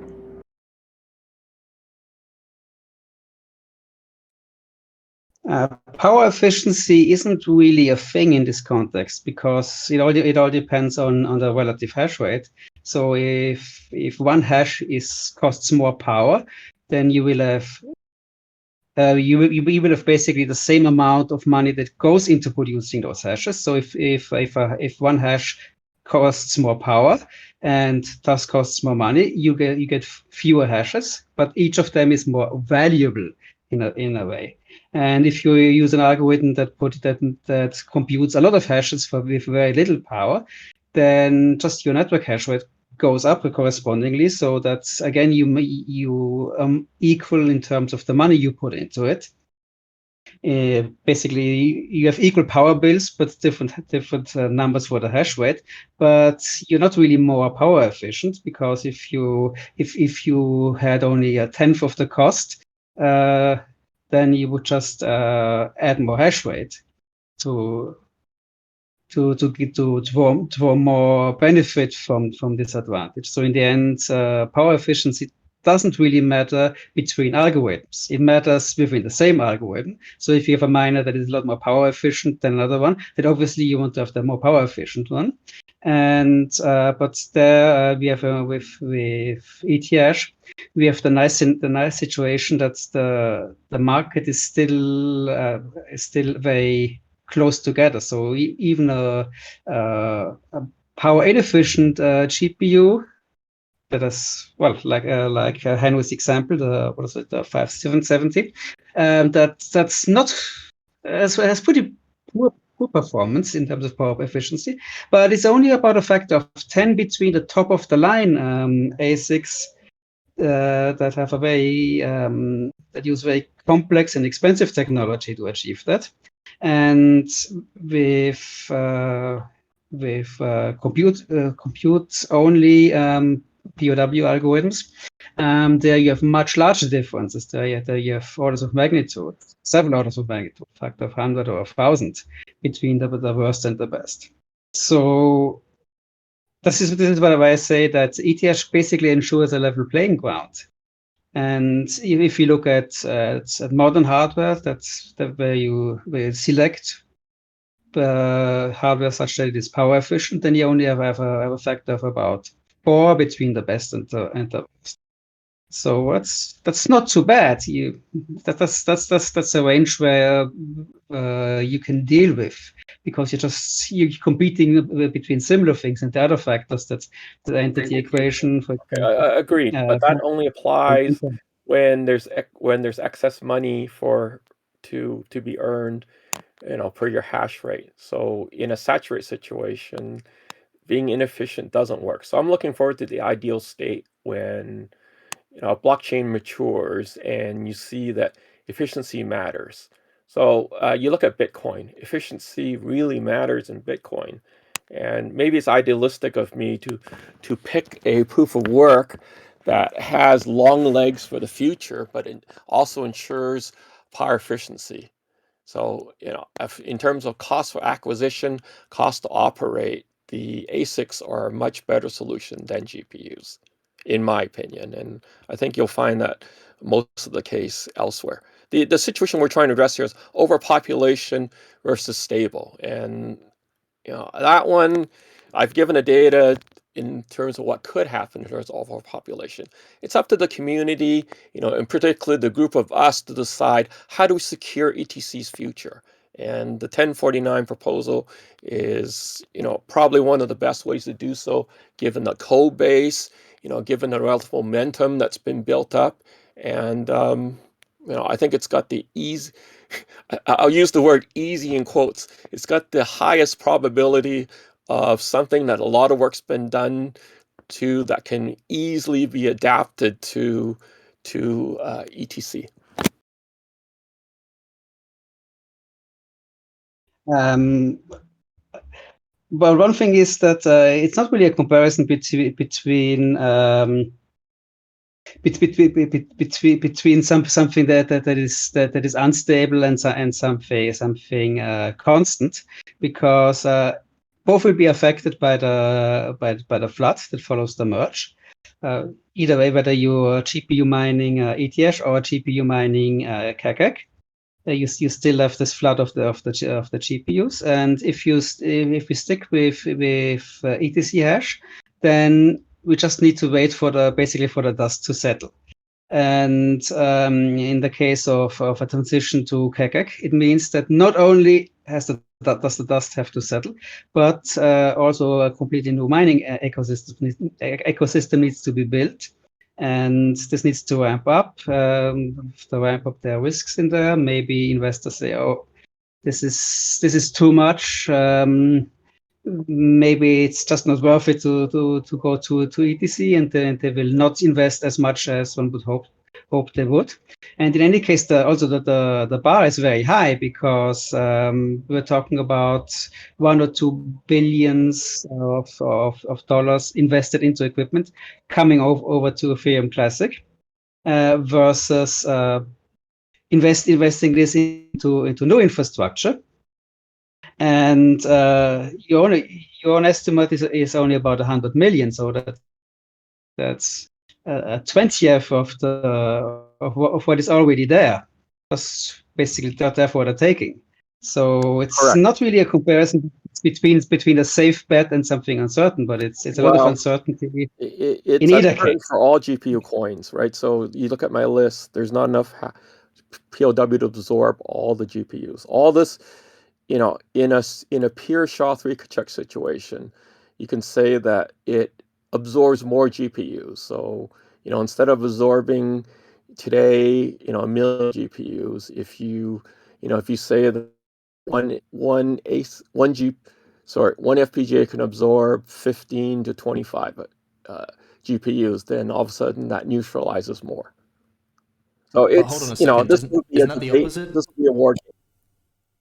Isn't that the opposite case though? If there's less space for GPUs, then that means there's more latent GPUs going around, not less.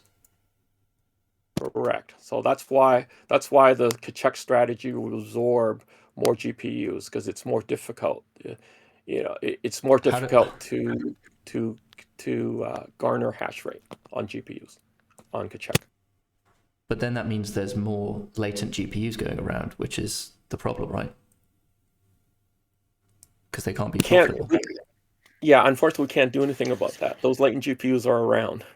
Hey guys, it's ETC Punk. I have a couple thoughts I want to chime in, if that's okay. Yeah, go ahead. So, main thing, one of the misconceptions I think on ECIP 1049 is that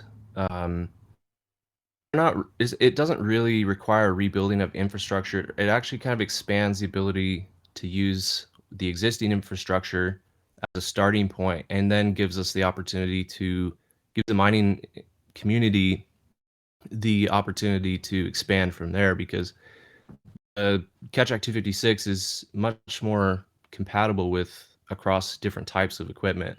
So as opposed, Werner saying, "Oh, we're gonna have to rebuild from the ground up," that's not really true at all. We're actually going to capture, the already mining GPUs on ETC, plus any of the FPGAs that are out there that want to participate and all of that. But So I think it's actually going to expand what's already in place, and then from there, as perhaps Asics come down the pipeline, it would expand. but isn't and the then whole also, argument? Can I just respond to that? That the argument of the flood is that the problem is that there is too much GPUs and that it will flood the network. So by expanding, you're making the problem worse, not better, isn't it? not necessarily, because there's a difference in competitiveness. So the main case that I've been saying, for a long time now, is that the problem with the flood isn't that there's too much hash rate, it's that there's too much equal hash rate.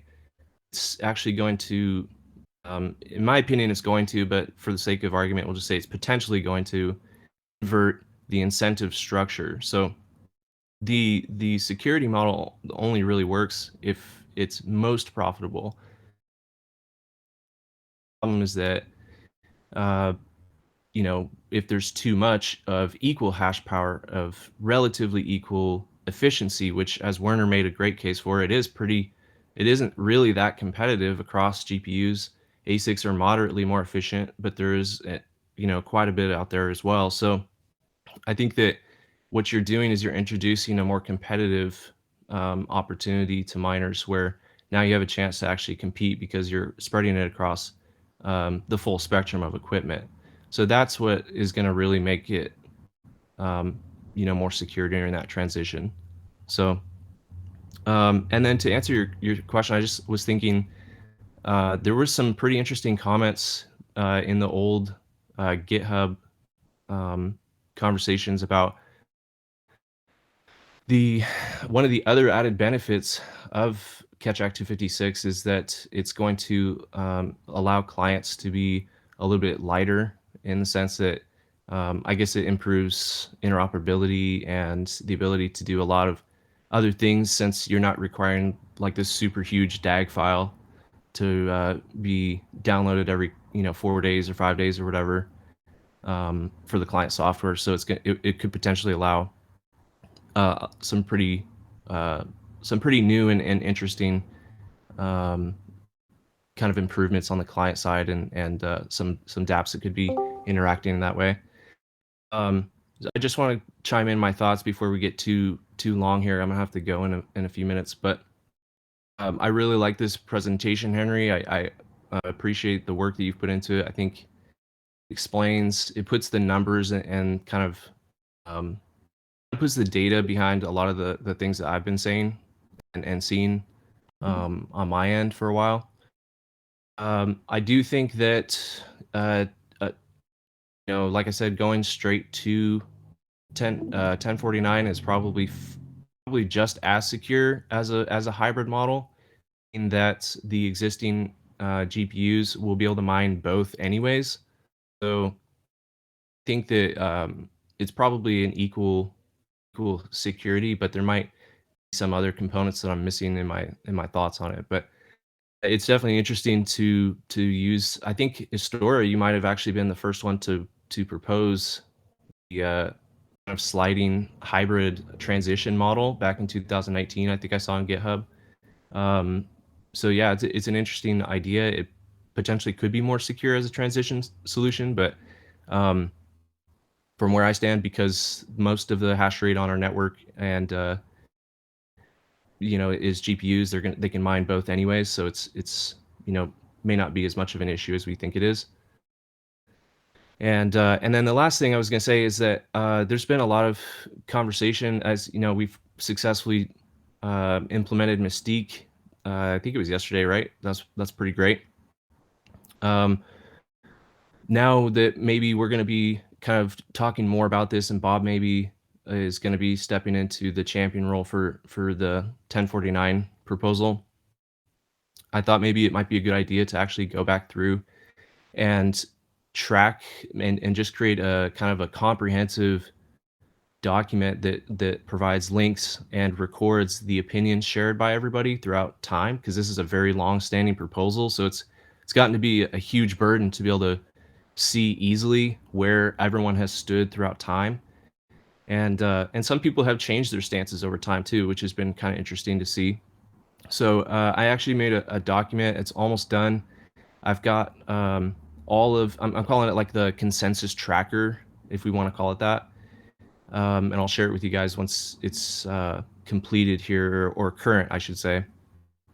But it's just a document that lists pretty much anyone who's ever said anything related to SHA3 or Catch Act 256 on GitHub. And then I'm going through the Discord archives, which are huge, around that topic, and just adding in people's comments from there, just to get a really, really quantifiable idea what the actual community thinks across the time span, because a lot of people have come and gone, and some people might still be around, but they're just not active in the community anymore, and they may have voiced their opinions in the past. So I just wanted to share that I'm putting that together, and I'll be providing that to the community pretty soon, probably like a shared drive that everyone can see as it gets updated.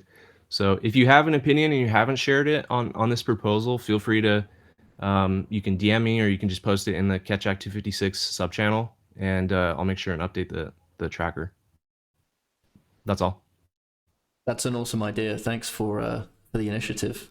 I can't believe that hasn't been done before for other things, and it's a really a good way of getting, approaching consensus. Nice one. I hope it's helpful. I mean, at the very least, it's gonna allow for, it's just data. We can at least see it instead of just kind of hypothesizing of what people have said or done in the past.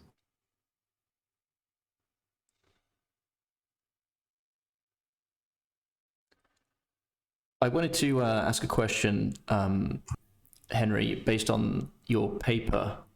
There was a line in there that said, there are plenty of ASIC manufacturers delivering SHA3 capabilities on Handshake who can build a SHA3 miner like Goldshell and Iberlink. Does that mean there's SHA3 ASICs already existing?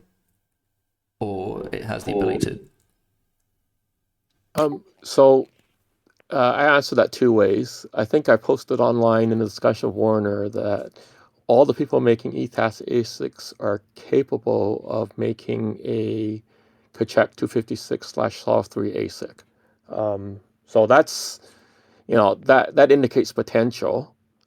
Same with the comment that you pulled from the white paper, which is that Iberlink and Goldshell are making SHA3 capable products already, and that has inherently SHA3 built in. We believe there's another network out there there was a small network called Mirror, which there was, I think, about 1 terahash worth of FPGAs and ASICs out there. So that network is more for the Islamic community. So we can't read all the documentation on it, but you saw growth in that network, and that would certainly indicate combination of FPGAs and ASICs. And if you go to one of the Funk sites, FPGA Guide, that will show a wide variety of FPGA miners out there. So, that's as much as we can determine. There's some smaller SHA3 coins out there, like Smart Cash, I believe it is. None of them show any sustained activity of ASICs, probably because they're too small for ASIC manufacturers to be interested in. So that's kind of my anecdotal evidence on, there may be one out there, but it hasn't showed up in any significant fashion. And I think that these were all just, maybe old engineering prototypes that were developed but never commercialized. FPGAs are definitely what's on the SHA3, smaller SHA3 networks at this point. Thank you. One thing about the what you said, that anybody who has an ETH ASIC can also make a SHA3 or KEKEK ASIC. That's a bit like saying that anybody who currently makes a tractor can also build a Formula One race car. Agreed on that. You and I bantered about that as a joke. So combustion engines, right? You see. Good. We agree. I agree with you.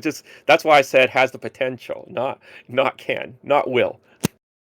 It's worth noting, guys, that there's records years ago of various people manufacturing ASICs for some of those other algorithms who did chime into the conversation at one point or another and say, suggesting that they could provide hardware or software, for that implementation. So it has been said before. I just wanted to, I might be missing something here, but I just wanted to go over a point that I still don't fully understand with regards to the flood and how it doesn't apply in SHA3 world, right? So in the case of Ethash, if a bunch of GPU miners come over, there'll be way too many GPUs, and that's a bad thing. Forget about Asics, even just the GPUs is bad. But if it was on SHA3, it's the same problem, right? Except because there's FFPGAs, there's more SHA3 GPUs going around. So how is it a better situation on SHA3 than it is on Ethash with regards to the flood specifically? Two answers to that, right? So the splitting at 50-50 means that the blockchain ETC is immune to any nefarious activity, right? That's why I use the seesaw approach, that no one side can dominate. But imagine it's just SHA3. If it's then that becomes, well, then if it's just SHA3, then that's actually very interesting, because if you buy my premise that one GPU equals 15 to 25 GPUs equals one FPGA, then that has the impact of neutralizing a lot of GPUs. So it's kind of the big. But it's kind that of means there's more latent. But do you see my point here? Like, if the problem is too many spare hash rate going around, then having FFPGAs makes the problem worse, not better. No, the FPGAs are finite in volume, right? So even though Xilinx makes a ton of FPGAs, though, as far as we can figure, there's about 200. We were told there's 200,000 in mining, but more than 200,000. So I don't know how big that number is, but essentially what it does is I showed that you needed 20 million FPGAs to consume the network. Based on equivalent hash rate. So what the onset of SHA3, let's forget our FPGAs for a sec. In terms of hash rate consumption, if we're to say, forget about economics as well, just to say how many can it consume based on operating costs, then we'd say based on operating costs, it would consume more more GPUs on the SHA3 side than on the Ethash side, because SHA3 uses more compute power. Same argument as PoW, that PoW use more compute power. I can go through the math. And kind of answer that question more directly for you. But it basically takes the overpopulation and makes it less overpopulated. But if the mining reward is the same, is it not just diluting the mining reward, therefore making it unprofitable to mine with GPUs? Yeah, but it would absorb a lot more of the GPU base.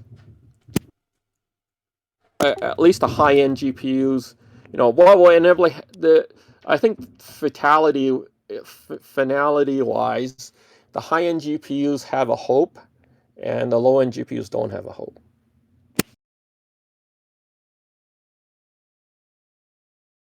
I mean, that's basically the scenario that we have with keeping ETC hash. The big GPUs have a very bleak future with the merge and the flood. That's pretty obvious.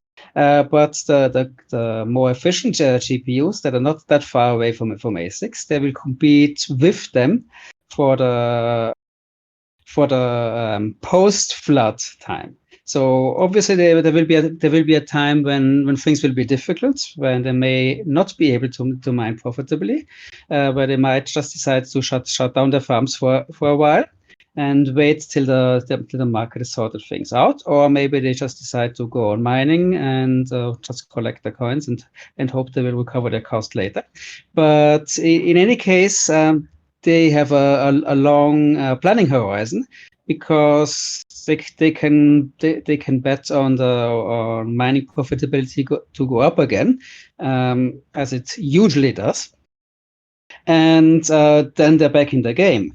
While if you make an algorithm change that kills them, then they know that within a year or maybe less, when the Asics come, then it's game over for them, and that's an inevitable outcome. Basically, also what ETC Punk said, the stable scenario is only the scenario that you reach once purpose-built ASICs for KEK are available in sufficient quantity to support the hash rate. Before that, you still have this transitional scenario where one type of technology completely forces out the other. We have seen this with Bitcoin. At the beginning, it was CPU mining, and everybody was happy. Then, one CPU, one vote, and so on. And then the FPGAs came in.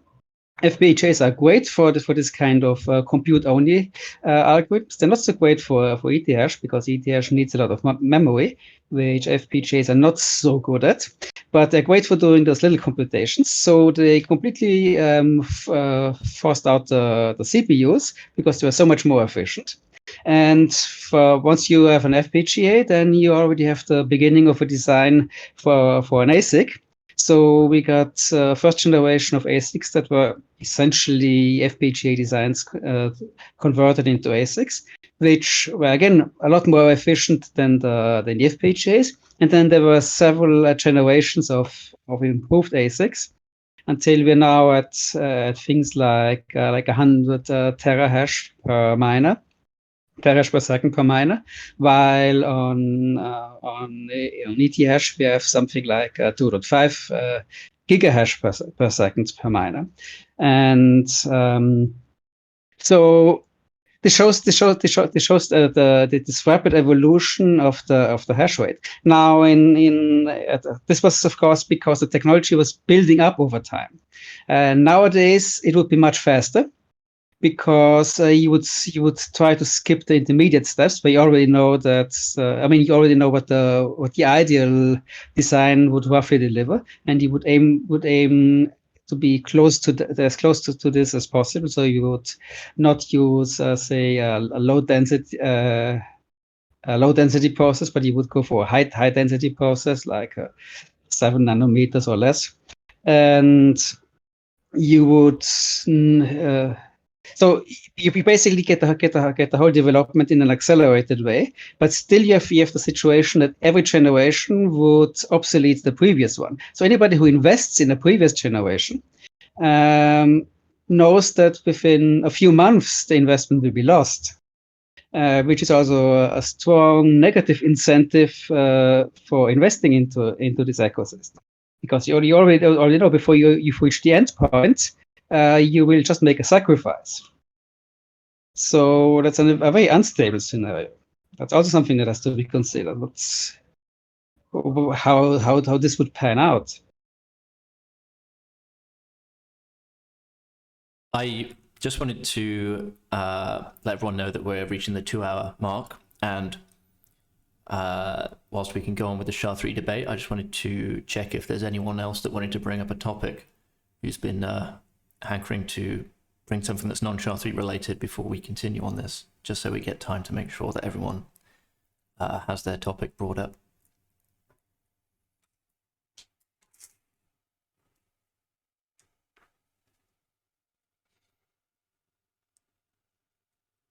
And if not, we can continue the SHA3 discussion, or we could wrap up.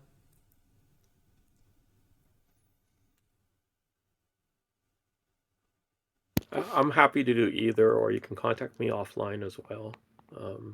for those people that are going to sign off, I want to thank you for your time and, your contributions to the community and listening to my rationale. I hope that the information inspires some thought and really shows what may happen in terms of post-merge. We don't all have the answers, but as Sun Tzu says that, know thyself, know thy enemy, and most importantly, have a battle plan for success. That's kind of paraphrased. But, really the merge does represent a future event that may have negative consequences on the network. And, all I'm here to do is to show what could happen in this case. If we move to Asics, some of the repercussions, some of the flaws, and then some of the benefits of moving. Historia, I don't know what's going to happen to the GPU hash rate. I just know that the SHA3 will consume more of the hash rate and make it more difficult for the older GPUs to succeed. There's no doubt that GPUs will fall out. By moving to higher end GPUs and higher end hardware, we negate the impact of excess population of the ETH hash Asics and the low end GPUs, which in itself is huge amounts of power, or huge amounts of hash power.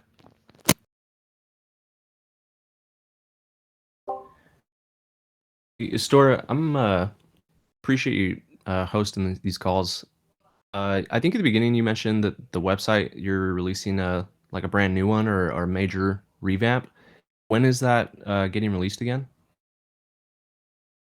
So it's currently already soft released for those that are interested in the Discord channel. You can find the link in the website channel if you wanted to take a look. But we are planning, I'm hoping to announce the public release by next week, i.e. on this call next week on the 22nd of 2nd, 22.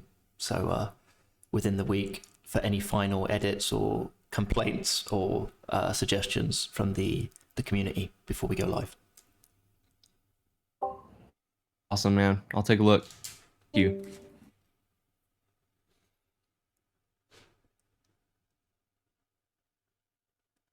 And on that note, I will give the floor to any final points or contributions if anyone wants to make them. Final call.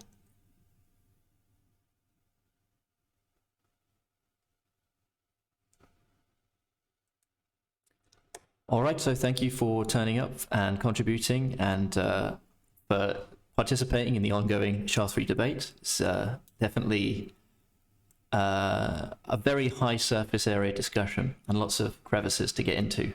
So I think it's important that we get there and get to the bottom of something that we can all agree on. And having the conversation is important, I think. And I'm glad that in this format we can remain fairly civil. So thanks everyone for joining us this time and for taking part and listening and sharing on YouTube and etc. And we hope to see you next week. So thanks again. Bye-bye. Okay, thanks. Bye.